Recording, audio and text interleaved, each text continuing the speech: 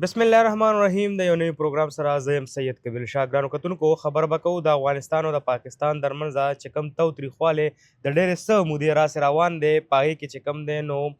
تقریبا څه 2 میاشتې پوره شوې چې بارډر بند دی او دا د پاکستان په تاریخ کې په پیله ځل مخې ته دا راغله چې بارډر 2 میاشتې شو بند دی. بل د افغانستان لخوا چې کوم دی څه فتوا لګېدلې ده، هغه فتوا څه ده، په دې باندې به هم خبرې کوو. د افغانو کډوالو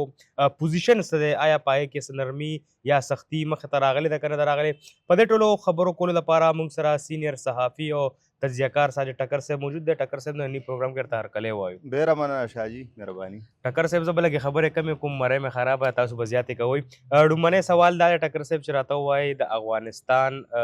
2 میاشتې د افغانستان او د پاکستان پوره شوې چې بارډر بند دی او په تاریخ کې په پیله ځل دا پیښه مخې ته راغلې ده. څنګه چې تاسو شاهجي وویل په دې خپله ابتدائیه کې جی چې حقیقت دا دی، دا په تاریخ کې په لومړي ځل د پاکستان او افغانستان ترمنځ موږ ګورو چې د دوی هغه مرورتیا به ورته زه ووایم، ناراضګي، تاوتریخوالی، جی ځکه چې دواړه ګاونډي هیوادونه دي او 2 میاشتې دا دي پوره شوې چې د دوی ترمنځ تلې راغلې، راشه درشه، تګ راتګ، د تګ راتګ لارې، تجارت، هغه مطلب دا چې بند دي، تړل شوي دي. جی بلکې د مذاکرات چې کومه مرحله وه، لړۍ وه، هغه هم ودرېدلې ده. جی نو حالت ډېر زیات کړکېچن دی او د دواړو ترمنځ هغه چې کوم آثار څه د ښه والي وو نو فی الحال ډېر کم وو. خو په دې منځکار کې په کابل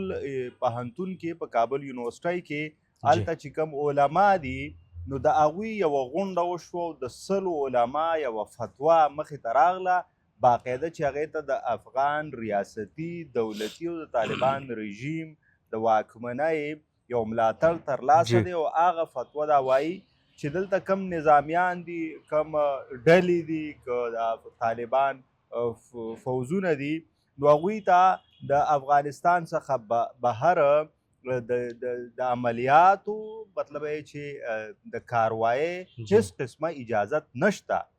ورته ویلي دي چې بالکل که دلته مطلب اورال عمومي دغه دی نو په دې کې هغه ډلې هم راځي چې دغلته دي او د طالبان چې کوم اهلکار دی هغوی ټولو ته چې که تاسو د افغانستان نه بهر، د پاکستان نامه یې پکې نه ده اخیستې، خو بهر که ایران دی، افغانستان دی، هندوستان دی، امریکا د ور ځای دی، خو چې افغانستان نه بهر ټوله نړۍ راځي، په هغې کې پاکستان هم راځي چې دلته مطلب دا دی د عملیاتو کولو یا د کاروایۍ کولو دا بالکل ممانعت دی، او که څوک دا کوي نو هغه به باغي تصور کیږي. دا ډېره زیاته مهمه فتوا ده. یو خو دا په د افغانستان په سرخار کابل کې مخته راغلې ده، کابل پوهنتون کې مخته راغلې ده، 100 علما موجودو. بل ویل شي چې دې ته د کندهار لخوا ملاتړ او هغه حاصل دی یو قسم لا. نو ګوره شاهجي دی کې اوس اهمیت څه دی، یو خو 100 علما دي، د طالبان رژیم باقاعده ملاتړ ورته حاصل دی، د علما فتوا ده، ممانعت دی، نظامیانو ته وایي نظامي کاروایۍ به نه کوئ د افغانستان څخه بهر. اوس 2 خبرې دي، یو په دې موجوده حالاتو کې د افغانستان که د چا سره تاوتریخوالی دی نو هغه صرف پاکستان دی. نو په دې تناظر کې دا ډېره مهمه فتوا ده. بله دا چې دا څو ورځې وړاندې هم ستاسو په دې پلیټ فارم مونږ خبره کړې وه چې پاکستان دا غوښتنه کړې وه چې دوی دې فتوا ورکړي او دوی نه و تیار، د لیتو لال نه کار اخیسته، خو به هر حال اوس هغوی دا فتوا ورکړه. اوس مونږ خبره کوله وړاندې چې لکه 2 میاشتې وشوې، لارې بندې دي، تجارت بند دی، تګ راتګ بند دی، په زرګونو ګاډي دی خوا ولاړ اخوا ولاړ، د هغې طرف نه که څوک علاج له راځي لار بند ده، که پاکستانی تللی واپس راځي لار بند ده، که څوک تعلیم له راځي لار بند ده، که غم خادی له راځي لار بند ده. دغه شانتې د دې طرفه هر څه دپاره لاره بند، صرف افغان کډوال چې د هغوی د بیا ستنېدنې لړۍ جاري ده او په هغې ښکاري داسې چې طالبان رژیم خفه دی. نو اوس په دې باندې چې دغه فتوا راله په دې سیچویشن کې نو اوس لږ امکانات پیدا شو. ټکر صاحب فتوا جاری شوه د افغانستان لخوا، پاکستان هم دغه غوښتنه کوله چې دغه فتوا دې جاري شي.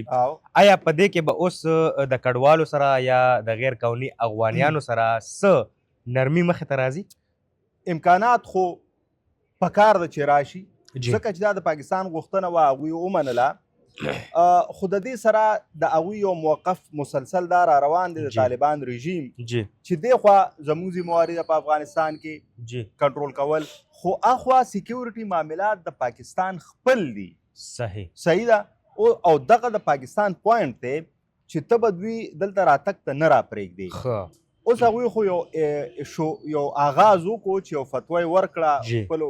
کلیر کټ میسج دی واضحه پیغام دی چې ګورې نو مور اکشنز آوټساید افغانستان and if you do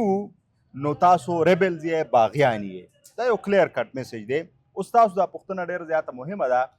چې طالبان رژیم خو یو قسم له د پاکستان غوښتنه پوره کړه که نه پاکستان دا غوښتل چې دوی د فتوا ورکړي نو هغه خوش وه ټیک ده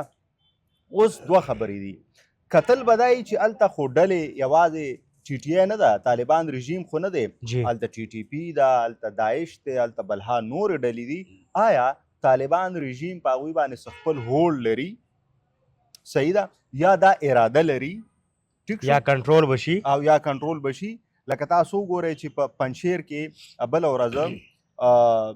کاروایي شوې ده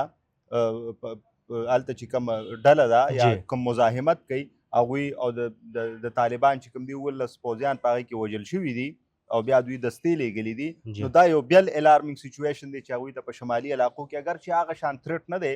د طالبان رژیم چې کوم دی نو هغوی سره داسې هم رابطې کېږي چې ځینې د هغوی حزب اختلاف دوه درې ګوندونو ورته ویلې چې موږ ورسره خبرې کوو مذاکرات خو طالبان دوره خپل یو سټیټس جوړ کړی دی او انجای کوي او خصوصا د انټي پاکستان سنټیمنټس دوره په عوام کې دغه شوي دي چې هغوی اوس هلته په سیاسي توګه خبرو کولو ته اړو تیار نه دي صحیح ده اوس تاسو د پوښتنې له راځم دا ډېره مهمه پوښتنه ده د دې لږه شننه کوو یو تجزیه پې کوو ضرور چې اوس لارې بندې دي تګ راتګ بند دی مذاکرات هم بند دي خو ناڅاپه په کابل کې فتوا مخې ته راځي نو څه ښه اړخونه پکې مونږ لټول غواړو که نه چې پاکستان خو غوښتل ده اگر چې پاکستان دا اول غوښتل چې هغوی دلته عملیاتو کې د هغوی خلاف اکشن دی واخلي یا د دوی ته حواله کړي یا د مکمل په دې باندې دومره رټ دغه کړي چې هغوی د سره دې خوا راونړي طالبان هغوی ته تیار نه وو یا یې وس کې نه وه یا اراده نه وه یا نیت نه بهرحال اوس چونکې فتوا خو راغله نو ګورئ د طالبان رژیم کوی نه په خولې خو دا یوه ګیله ښکاري چې تاسو مونږ پسې دا کډوال رالیږئ نو په دې خو څه ګیله خو د هغوی ده که نه چې یو ناڅاپي 50 کاله هلته وو او تاسو رالېږئ او دې ته ګوره چې افغانستان روان ویجاړ دی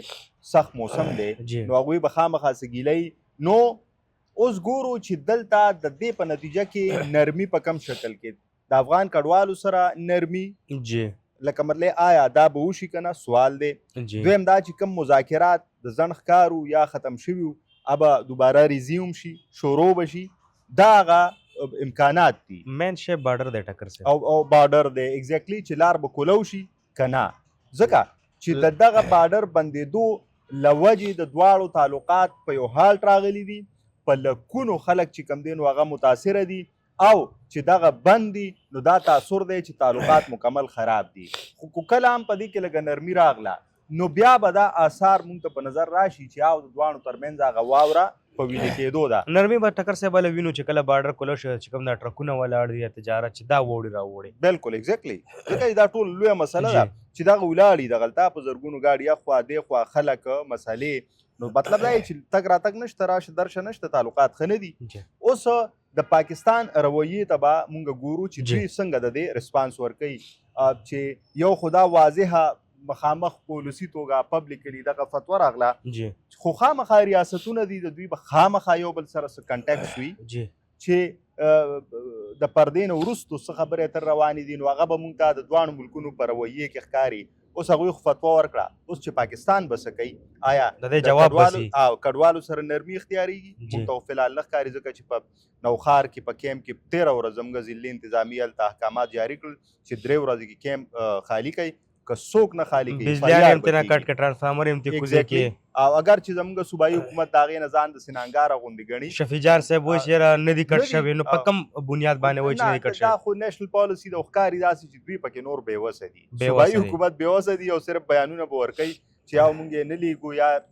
داسې لیږو په دې طریقې لیږو خو دوی بېوسه ښکاري نور هغه نیشنل پالیسي ده اوس کتل دا یو فتوې نه پس په اثرات صحیح ډېره مننه ټکر صاحب یقینا چې ډېرې ګټورې او ژورې خبرې مو وکړې او خبرې ډېرې زیاتې دي خو چونکې